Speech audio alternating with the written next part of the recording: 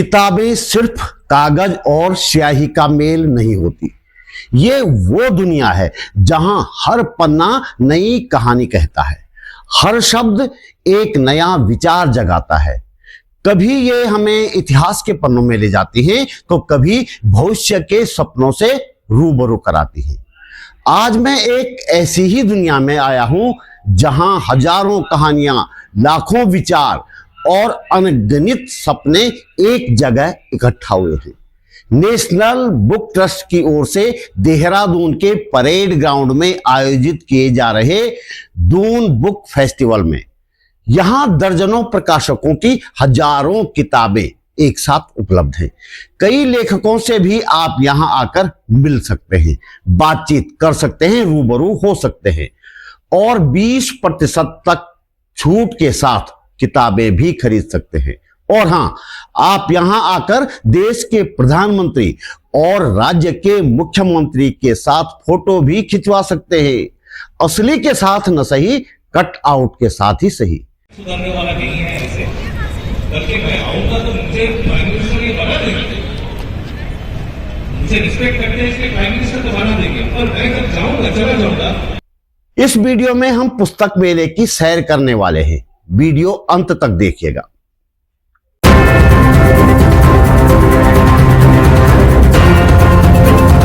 नमस्कार, बात बोलेगी चैनल पर आपका स्वागत।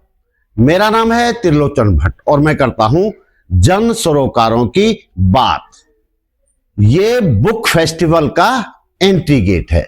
यहां आपको अपने मोबाइल पर एक QR कोड स्कैन करना है, उसके बाद ही आप बुक फेस्टिवल में एंट्री कर सकते हैं। यह काम एक प्राइवेट कंपनी कर रही है। यह सब किस उद्देश्य से हो रहा है ये मैं पूछ नहीं पाया, क्योंकि बाहर बाउंसर टाइप के कुछ लोग बैठे देखकर आया हूं।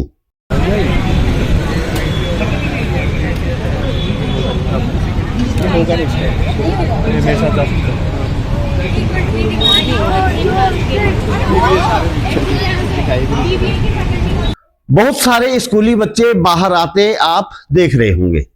शायद स्कूल की ओर से बच्चों को यहां लाया गया होगा। ये एक अच्छी बात है। किताबें पढ़ने की खत्म होती संस्कृति को बचाना है तो बच्चों को किताबों की तरफ आकर्षित करना ही होगा।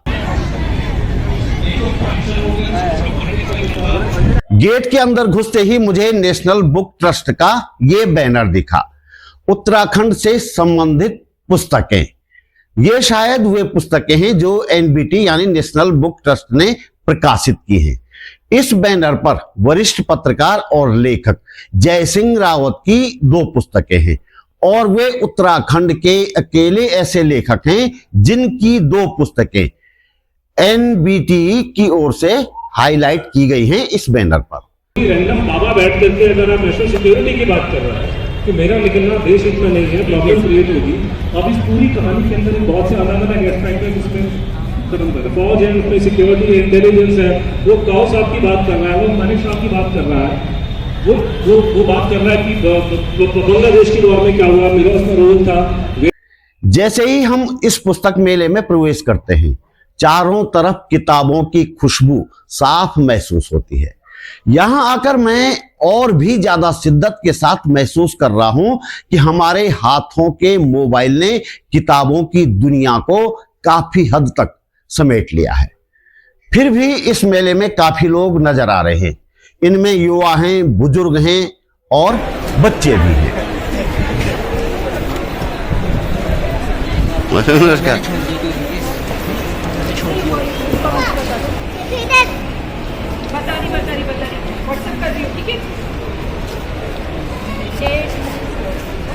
पूरा घूम सकती हूँ,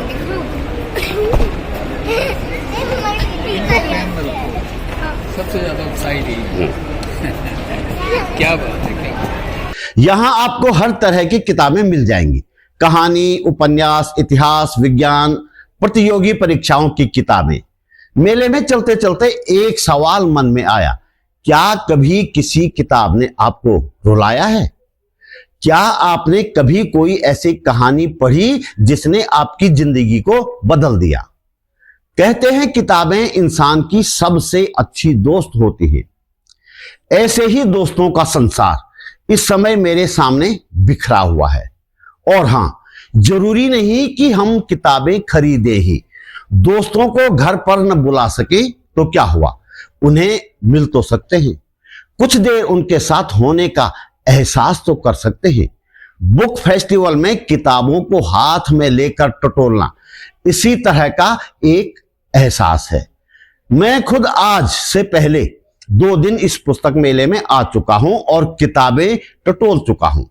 आज तीसरी बार मैं इन दोस्तों को कैमरे में कैद करने के लिए यहां आया हूं। हिंदी साहित्य के प्रमुख प्रकाशक राजपाल और राजकमल प्रकाशन यहां कई किताबों के साथ आए हुए हैं। दिनकर के स्टॉल पर भी मुझे हिंदी साहित्य की सैकड़ों किताबें दिखी। गांधी जी और भगत सिंह संबंधी साहित्य भी ज्यादातर स्टॉल पर नजर आ रहा है।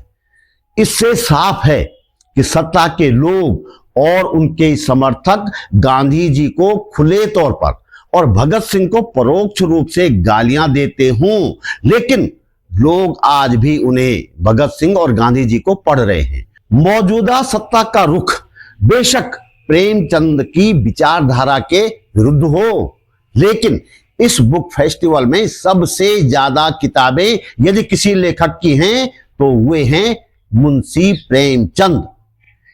एनबीटी के स्टॉल पर भी पुराने लेखकों और कवियों का साहित्य मौजूद है।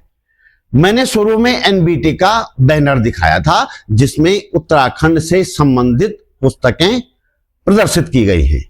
यहां सबसे ज्यादा पुस्तकें जिस उत्तराखंडी लेखक की हैं वे हैं रमेश पोखरियाल निशंक, जो बीजेपी के नेता हैं, उत्तराखंड के मुख्यमंत्री और देश के मानव संसाधन विकास मंत्री रह चुके हैं। इसी स्टॉल पर आकर मुझे पता चला कि उन्होंने वीर चंद्र सिंह गढ़वाली पर भी पुस्तक लिखी है। अब तक राहुल सांकृत्यायन की किताब ही वीर चंद्र सिंह गढ़वाली की प्रमाणिक जीवनी मानी जाती रही है। मुझे बताया गया कि इस किताब में, वीर चंद्र सिंह गढ़वाली किताब में, रमेश पोखरियाल निशंक जी ने एक बार भी ये नहीं लिखा कि चंद्र सिंह गढ़वाली कम्युनिस्ट थे। ऐसा क्यों किया गया होगा हमें बताने की जरूरत नहीं है। ऐसी किताब किस काम की जिसमें जानबूझकर सत्य छुपाया गया हो किसी प्रोपेगेंडा के तहत। निशंक जी की किताबों से संबंधित कई कहानियां आपने सुनी भी होंगी और सुनेंगे भी। उत्तराखंड से संबंधित किताबें सबसे ज्यादा संख्या में छापने वाला प्रकाशन संस्थान है देहरादून की विंसर पब्लिशिंग कंपनी। मैं इस समय विंसर के स्टॉल पर हूं। यहां मुझे जयसिंह रावत जी मिले हैं। एनबीटी के स्टॉल पर भी मैंने देखा निशंक जी के बाद सबसे ज्यादा 2 किताबें जयसिंह रावत जी की ही हैं। विंसर पब्लिशिंग कंपनी ने जयसिंह रावत जी की करीब 8 किताबें या 7 किताबें प्रकाशित की हैं। चलिए उनसे बात करते हैं उनकी किताबों के बारे में। नमस्कार। आपकी कई सारी किताबें मैं देख रहा हूँ, विंसर के स्टॉल पे भी है, एनबीटी में भी देख रहा था। कुल कितनी किताबें आपकी इस मेले में? मेरे ख्याल 8-9 किताब, लगभग 10 किताबें हैं। 10 किताबें। हाँ। आपकी किताबों का किस किस सब्जेक्ट पे आपके में थोड़ा जानना चाहूंगा। ये उत्तराखंड के इतिहास पर, पत्रकारिता पर, यहाँ की सांस्कृतिक परिवेश पर, इस तरह है, इस यहाँ की राजनीति पर, ये विभिन्न विषयों पर, उत्तराखंड से संबंधित विषयों पर ही मेरी पुस्तकें हैं। और एनबीटी की जो उत्तराखंड के जो लेखकों की उन्होंने बोर्ड आपने बाहर देखा होगा। हाँ, अभी देख रहा था। हाँ, तो वो करीब 2 किताबें में सबसे ज्यादा मेरी किताबें उसमें है। और देखा जाए तो मेले में भी किसी लोकल ऑथर की सबसे ज्यादा मेरी किताबें हैं। बाकी तो कोई आगे रख जा रहा है, लेकिन जो पब्लिशर लेके आ रहे हैं, जो पब्लिशर खुद अपने किताबों को बेच रहे हैं, तो मैक्सिमम किताबें मेरी हैं। तो उत्तराखंड के लेखकों में सबसे ज्यादा किसकी हो सकती है? किस लेखक यहाँ पर अभी तक इस मेले में तो मेरे को तो मैं ही नजर आ रहा हूँ, लेकिन हो सकता कोई और भी हो। लेकिन जहां तक मेरी जानकारी है, जो मैंने आपने बाहर एनबीटी का बोर्ड देख लिया, पोस्टर देख लिया, उसमें सबसे ज्यादा मेरी ही है। अब यहाँ भी आप देख रहे हैं अब ये भी मैं आके रखने गया, आप हमारे पब्लिशर हैं जो मेरे प्रेरणा स्रोत भी हैं, ये नवानी जी, इनका पब्लिकेशन है। मैं लेखक हूँ, प्रकाशक ये हैं, तो इनके प्रकाशक की मेरे लेखक जयसिंह रावत की किताबें सबसे ज्यादा है किसी प्रकाशक के पास। ये हाँ, हम ये कह रहे हैं, दिक्कत ये है कि आजकल सारी चीजें इंटरनेट पे मिल रही हैं, ई बुक मिल रही हैं, तो जो पुस्तक संस्कृति है पढ़ने की, लोगों को वैसे भी आदतें कम हो रही, शॉर्ट हो गया, ये आई ने तो और गड़बड़ कर दिया। तो एक संस्कृति थी, लोगों को कहते हैं ना कि बुक्स आर बेस्ट फ्रेंड्स, कुछ नहीं हो तो टाइम पास करना है, कुछ करना है, बहुत ही ज्ञान अर्जित करना है, तो पुस्तकें हैं, पुस्तकें सबसे अच्छे साथी होते हैं, मित्र होते हैं, तो मार्गदर्शक होती हैं, फिलोसफर गाइड होती हैं, तो उसका इस तरह से इसका ह्रास होना वो चिंता की बात। जैसे इलेक्ट्रॉनिक मीडिया होता था, हवा में है, आकाशवाणी हवा में है, अखबार की जैसे इम्पोर्टेंस है वैसे किताबों की भी इम्पोर्टेंस है, क्योंकि ये प्रिंटेड डॉक्यूमेंट है ना, आप कहीं से भी इसको ले जा सकते हैं, को अदालत में इसको पेश कर सकते हैं, पीढ़ियों तक। सौ जैसे नालंदा है और जो है अनसेंट लाइब्रेरीज हैं, है ना, तो वो अभी तक है, वो उस जमाने की पांडुलिपियां अभी तक है, चाहे वो किसी भी भाषा में है, क्योंकि वो प्रिंटेड थी, वो डॉक्यूमेंट थी, ऐसे इलेक्ट्रॉनिक नहीं थी, हवा में नहीं थी।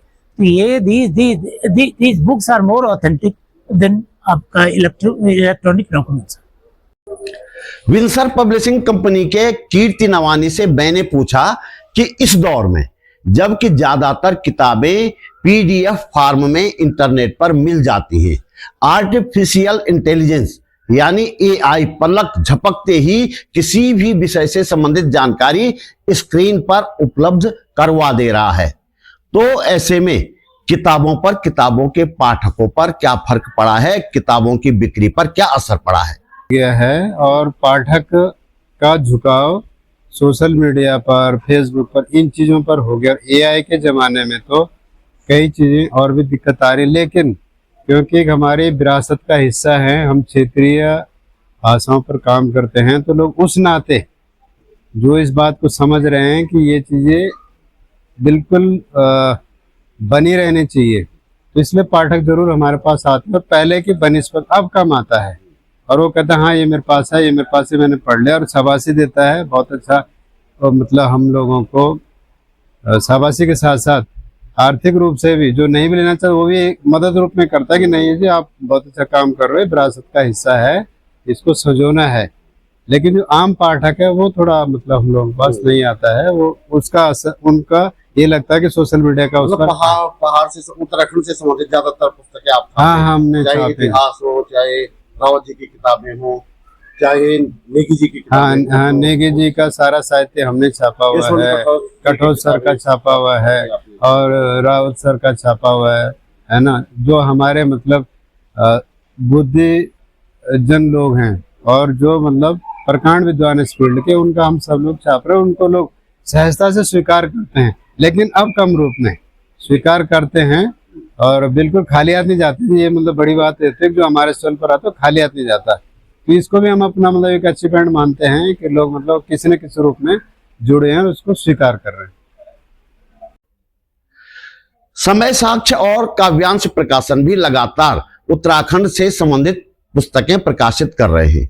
समय कम होने के कारण मैं इन प्रकाशनों के स्टॉल तक नहीं पहुंच पाया, लेकिन न्यू वर्ल्ड पब्लिकेशन के स्टॉल पर मैं जरूर पहुंचा, जहां उत्तराखंड के एक जाने माने लेखक और कवि शोभाराम शर्मा की कालीवार कालीपार सहित कई पुस्तकें उपलब्ध हैं। प्रगतिशील साहित्य के प्रकाशक, गार्गी प्रकाशन और इस तरह के साहित्य के वितरक जन चेतना के स्टॉल भी बुक फेस्टिवल में मौजूद हैं। यह जानकर अफसोस हुआ कि जन चेतना नाम से स्टॉल उपलब्ध नहीं करवाया गया। कोपल मंच के नाम से इन लोगों ने स्टॉल लिया है। यहाँ पर कोपल एक बाल पत्रिका है जिसे जन चेतना के सौजन्य से ही प्रकाशित किया जाता है। इस स्टॉल पर मुझे कविता कृष्ण पल्लवी मिली। मैंने उन्हीं से इसका कारण पूछा। जनचेतना पे हम लोग अलग अलग तरह के पोस्टर्स लगाते थे, कविता पोस्टर, कोटेशन इस तरह के पोस्टर्स, और वो बिक्री के लिए भी होता था। तो हम लोग पोस्टर्स वगैरह लगा के वो लोग लेके जाते थे, अपने घरों में बेचते थे, रखते थे, चिपकाते थे सजावट के लिए। तो पिछले वर्ल्ड बुक फेयर में उन्होंने मना किया कि ये काम नहीं कर सकते, ये सिर्फ किताबें ही आप रख सकते हैं, पोस्टर नहीं रख सकते। तो हम लोग का ये कहना था कि पोस्टर तो जैसे सभी लोग, जैसे एक विचार किसी भी फॉर्म में घरों में जा सकता है, लोगों के बीच में जा सकता है, कि कोटेशन हो, कविता हो, अलग अलग, जैसे राहुल संकृत्यायन के कोटेशन हम लोगों ने लगाए, नाजिम हिकमत के लगाए, शंकर गुहानी योगी के, ये सारे पोस्टर, फैज के, इस तरह के पोस्टर्स लगाते थे। तो उन्होंने बोला कि नहीं, ऐसा नहीं कर सकते हैं, और उसके बाद उन्होंने हम लोग को ब्लॉक कर दिया कि जनचेतना नाम से आप लोग मतलब नहीं लगा सकते हैं बुक फेयर में। तो चूंकि हम लोग का अनुराग ट्रस्ट है, जो बच्चों के मोर्चे पे हम लोग काम करते हैं, और इसको बहुत महत्वपूर्ण मोर्चा मानते हैं, बच्चों का मोर्चा, कि उन्हें न्यायशील, संवेदनशील बनाने के लक्ष्य के प्रति समर्पित है अनुराग ट्रस्ट। तो उसका एक कोपल पत्रिका निकलती है, ये है। तो इसी नाम से, कोपल मंच नाम से हम लोग यहाँ पे उत्तराखंड में काम कर रहे हैं, बच्चों के बीच में जो काम कर रहे हैं। तो इस नाम से स्टॉल लिया हम लोगों ने। अच्छा, वो कौन कौन सा साहित्य आप देखते हैं? जनचेतना के मतलब ये आप जो नहीं, इस स्टॉल पर आपका जो साहित्य है, खास तौर पर किस तरह का साहित्य है? प्रगतिशील साहित्य है, साहित्यिक है। हमारे स्टॉल पे जैसे राहुल संकृत्यायन का है, राधा मोहन गोकुल का है, प्रेमचंद का है, भगत सिंह का है, इसके अलावा ये गालियानो का है, विश्व क्लासिक्स में मैक्सिम गोर्की है, चेखव है। तो ये सारे साहित्य है हमारे स्टॉल पे। बाकी कुछ पोस्टर्स हैं, पत्र पत्रिकाएं हैं, बुकमार्क है, इस तरह के। यदि आप अभी तक दून बुक फेस्टिवल में नहीं गए हैं तो जाइए जरूर। कोपल मंच के स्टॉल पर हाथ से लिखा ये स्लोगन देखिए, लिखा है, बेहतर जिंदगी का रास्ता बेहतर किताबों से होकर गुजरता है, और इस बात को झुठलाया नहीं जा सकता। तो दोस्तों, इस वीडियो में इतना ही। यह मंच किसी राजनीतिक दल, धन्ना सेठ या सरकार का नहीं है। यह सिर्फ एक कोशिश है आप तक सच पहुंचाने की। घोर आर्थिक संकट के बावजूद और बिना संसाधनों के हम ये काम लगातार कर रहे हैं, क्योंकि आज के दौर में सच सबसे बड़े संकट में है। सच की यह आवाज तभी जिंदा रह पाएगी जब आप हमारे साथ खड़े होंगे। अगर आपको लगता है कि सवाल पूछते रहना जरूरी है, तो जितना आपसे बन पड़े आर्थिक सहयोग अवश्य कीजिएगा। आप वीडियो के नीचे ज्वाइन बटन पर जाकर सहयोग कर सकते हैं। स्क्रीन पर QR कोड भी है और डिस्क्रिप्शन में बैंक डिटेल भी। आपका यह सहयोग सिर्फ मदद नहीं, सच के साथ खड़े होने का साहस है। आप वीडियो को लाइक करके, कमेंट करके और शेयर करके भी इस कोशिश को आगे बढ़ा सकते हैं। आर्थिक सहयोग के लिए मैं DN पांडे जी का आभार व्यक्त करता हूं। आप नियमित रूप से हमारा सहयोग कर रहे हैं। आपका सहयोग हमें हौसला देता है सच बोलने का, सवाल पूछने का और संवैधानिक मूल्यों की रक्षा के लिए खड़े रहने का। अगर आप पहली बार इस चैनल पर आए हैं तो प्लीज चैनल को सब्सक्राइब करना न भूलिएगा। जल्द मिलेंगे एक और मुद्दे के साथ, एक और सच के साथ, एक और वीडियो में। नमस्कार।